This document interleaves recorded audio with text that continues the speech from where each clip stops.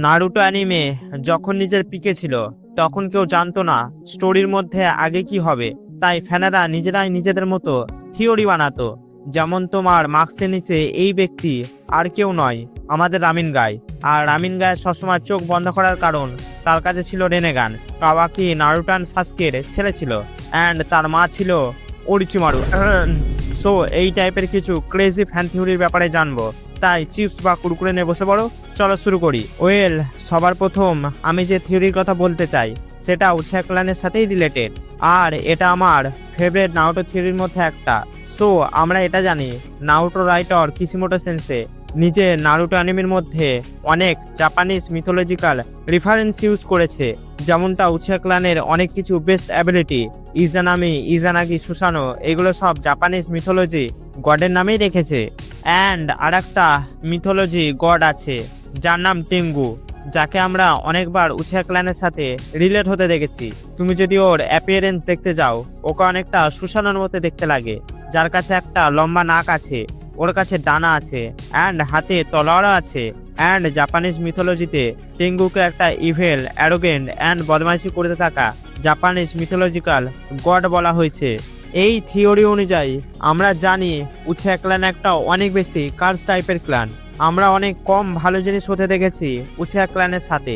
So basically এই theory এটা বলে কয়েক হাজার বছর আগে যে উচ্ছা ক্ল্যানের লিডার ছিল সে টেঙ্গুর সাথে একটা ডিল সাইন করে, সেই জন্য উচ্ছা ক্ল্যান তাদের শারিঙ্গান পায়। অ্যান্ড শারিঙ্গান পাওয়ার পর তারা অনেক বেশি পাওয়ারফুল তো হয়ে যায়, বাট ওদের ওপর একটা কার্স চলে আসে, যার জন্য কোনো উচ্ছা ক্ল্যানের মেম্বারকে যদি আরও অনেক বেশি পাওয়ারফুল হতে হয়, মানে মাঙ্গিকিউ শারিঙ্গান আবেগ করতে হয়, তাহলে তার কোনো ক্লোজ ফ্রেন্ড বা ফ্যামিলি মেম্বারকে চোখের সামনে মরতে দেখতে হবে, যেটা অনেক ডার্ক অ্যান্ড স্যাড জিনিস, যেটা উচ্ছা ক্ল্যানের মেম্বারদের ফেস করতে হয়। তুমি পুরো নারুটো অ্যানিমে ঘেটে নাও, তুমি একটা উচ্ছা পাবে না যার জীবন অনেক বেশি খুশিতে ছিল। ওদের জীবনের দুঃখ কষ্ট ঠিক চলে আসে। অ্যান্ড এই থিওরির অ্যাকর্ডিং এই সব রিজন হলো টেঙ্গুর কার্স। নারুটো অ্যানিমে যেহেতু শেষ হয়ে গেছে আর আমি দেখে ফেলেছি, তাই জেনে গেছি এই থিওরি সত্যি নয়, যেটা অনেক বেশি স্যাড। বেসিক্যালি উচ্ছা ক্ল্যানের কার্সের পেছনে এই টেঙ্গুর কোনো হাত নেই, অনেক বেশি সিলিসিন আছে। অ্যাকচুয়ালি উচ্ছা ক্ল্যানের স্টার্ট হয়েছিল ইন্দ্রা উচ্ছার থেকে, সে নিজের ভাইকে হেট করত, অ্যান্ড ওইখান থেকেই এই হেট্রেটের সার্কেল স্টার্ট হয়, অ্যান্ড এই কার্স চলে আসে। এবার আমরা যখন উচ্ছা ক্ল্যানের ব্যাপারে কথা বলছি, তাহলে উজুমাকি ক্ল্যানের ব্যাপারেও কথা বলতে হয়, না হলে নারুটো রাগ করবে।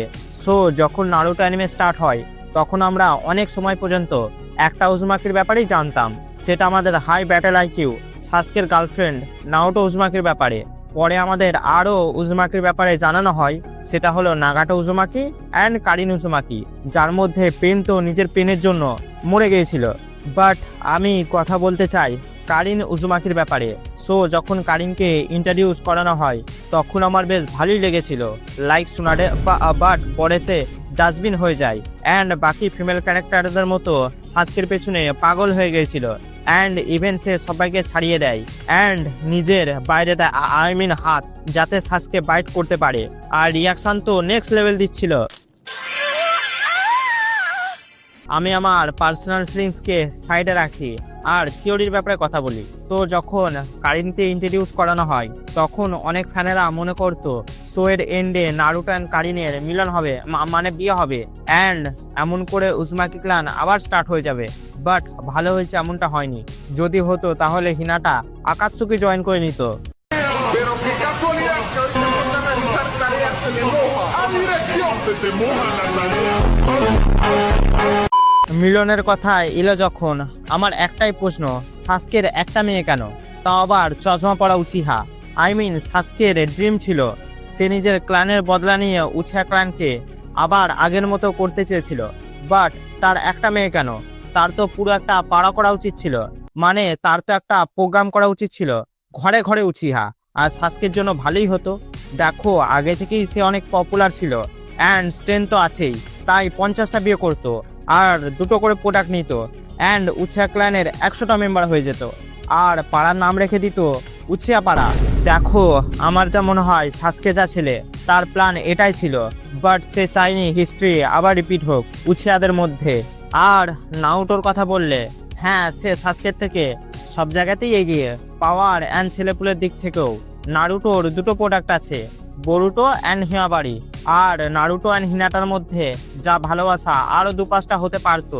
নারুটো বেচারা এইসব করার জন্য টাইম পায় না, না হলে আমরা হিমাবারির আরও 2-4টে ভাই বোন দেখতে পেতাম। চলো, অনেক ফালতু কথা হয়েছে, এবার থিওরিতে ফিরে আসা যাক।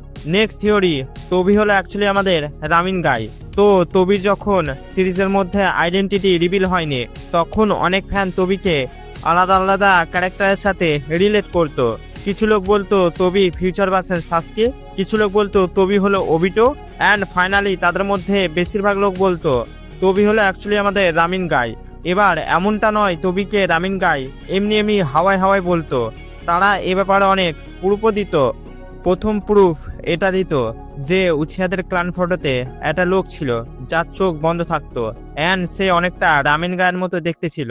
অ্যান্ড সেকেন্ড প্রুফ এটা দিত পাস্টের একটা ফটোতে জিয়া সেন্সের টিমকে দেখিয়েছিল, যেখানে মিনাটো সাইডে একটা পার্সন দাঁড়িয়েছিল, ওরও চোখ বন্ধ থাকতো। অ্যান্ড একটা ইন্টারেস্টিং পয়েন্ট রেখেছিল এই থিওরিটাকে বানাতে থাকা ফ্যানেরা। ওরা বলতো পুরো কোনাহার মধ্যে শুধু রামিন গাই ছিল যে নারুটোর প্রতি মায়া দেখাতো, অ্যান্ড এর পেছনে কারণ দিয়েছিল রামিন গাই ভালো এমনটা নয়, এর পেছনে কারণ রামিন গাই অ্যাকচুয়ালি আকাতসুকির লিডার ছিল, অ্যান্ড সে জানতো নারুটো 9 টেলসের জিনচুরিকি ছিল, অ্যান্ড সেই জন্য নারুটোকে ফ্রিতে রামিন খাইয়ে তার ওপর নজর রাখতো। এবার তোমরা আমাকে বলবে তবির মার্কসের পেছনে যদি সত্যি রামিন গাই বেরোতো তাহলে তোমার কি রিয়াকশন হতো? আর একটা জিনিস, রামিন গায়ের সবসময় চোখ বন্ধ করার কারণ তার কাছে ছিল রিনেগান। যদিও ফ্যানেরা এর কোনো লজিক দেয়নি, বাট যেহেতু ফ্যানেরা মনে করতো সে আকাতসুকির লিডার ছিল, তাই তার কাছে নারুটোর মোস্ট পাওয়ারফুল আইস রিনেগান তো থাকবেই। এরপর নেক্সট থিওরি বরুটো অ্যানিমের সাথে রিলেটেড। সো আমাদের যখন প্রথমবার বরুটো সিরিজে কাসিন কোজিকে দেখিয়েছিল, তখন অনেক ফ্যান মনে করেছিল জিয়া সেন্সে ইজ ব্যাক, এবার নাচো। ফ্যানেরা বলতো এর কাছে রাসিঙ্গান আছে, এ টোটসেজ মোড ইউজ করতে পারে, এর হোয়াইট হেয়ার আছে, অ্যান্ড তার অ্যাপিয়ারেন্স অনেকটা জিয়া সেন্সের মতোই ছিল, তাই এ 100% শিওর আমাদের জিয়া সেন্সে। অনেক ফ্যান বলতো জিয়া সেন্সে ফিরে এসছে এডোটেন্সে ইউজ করে, অ্যাজ জিয়া সেন্সের মরার আগে হাত আলাদা হয়ে গিয়েছিল, সেই জন্য তার অনেক ডিএনএ ছিল, তাকে ফিরিয়ে আনার জন্য এডোটেন্সে ইউজ করা হয়েছে। বাট এই থিওরি রং প্রুফ হয়ে যায়, আমাদের সিরিজের মধ্যে দেখিয়ে দেয় কাসিন কোজি জিয়া সেন্সের একটা ক্লোন, জিয়া সেন্সে নয়। নেক্সট থিওরি বাচ্চাদের ফেভারিট ক্যারেক্টার ওরিচিমারুর সাথে রিলেটেড। বেসিক্যালি যখন নারুটো অ্যানিমের মধ্যে প্রথম জিনচুরিকি কনসেপ্ট দেখিয়েছিল, তখন বেশিরভাগ লোক মনে করতো ওরিচিমারুই হলো 8 টেলের জিনচুরিকি। এর পেছনে আবার এই রিজন দিত কিশিমোতো সেন্সের জাপানিজ মিথোলজির প্রতি ভালোবাসা। বেসিক্যালি জাপানিজ মিথোলজিতে একটা 8টা মাথাওয়ালা সাপ এক্সিস্ট করতো, যার নাম ছিল ওরুচি, অ্যান্ড এই মাইথোলজিক্যাল স্নেক ওরুচির অনেক রেফারেন্স আমাদের সিরিজের মধ্যে দেখিয়েছে। ওদের মধ্যে সবথেকে exciting and most interesting reference এটা যে মাইথোলজিতে স্নেক ওরুচিকে মেরেছিল god Susanoo using blade of Totsuka, and যেটা আমি বলেছিলাম ওই স্নেক ওরুচির 8টা মাথা ছিল, তাই ফ্যানেরা এটা মেনে এই সাপটাকে ওরিচিমারুর সাথে কানেক্ট করে দেয় আর বলে ওরিচিমারুই হলো 8 টেলের জিনচুরিকি। বাট এই থিওরি সত্যি হয় না, 8 টেলের জিনচুরিকি বেরিয়ে যায় আমাদের র্যাপার কিলার বি। নেক্সট থিওরি কাওয়াকির সাথে রিলেটেড। বরুটো অ্যানিমে যখন পপুলার হতে শুরু করে, তখন বরুটো অ্যান্ড এই মিস্টার পারফেক্টের ব্যাপারে জানার জন্য সবার আগ্রহ বেড়ে যায়। বরুটোর ব্যাপারে তো বেসিক্যালি সবাই সবকিছু জানে, বাট কাওয়াকির ব্যাপারে সেরকম কিছু রিভিল করা হয়নি, তাই ফ্যানেরা এটা থিওরি বানায় কাওয়াকি নারুটো অ্যান্ড সাসকের ছেলে, অ্যান্ড তার মা হলো ওরিচিমারু। মানে কাওয়াকির মাথার চুল দেখে সবাই এটাই মনে করতো উপর দিকটা কালো অ্যান্ড সাইডটা ইয়েলো বলে। আর ওরিচিমারুকে মা বলার কারণ হলো সে তাকে বানিয়েছে উজুমাকি অ্যান্ড উচিয়ার ডিএনএ ইউজ করে, যেভাবে মিৎসুকিকে বানিয়েছিল। হ্যাঁ, এটাও বেশ যে থিওরিটা রং প্রুফ হয়ে যায়। সো ভিডিওটা এই পর্যন্তই, যাওয়ার আগে লাইক সাবস্ক্রাইব করে দিও।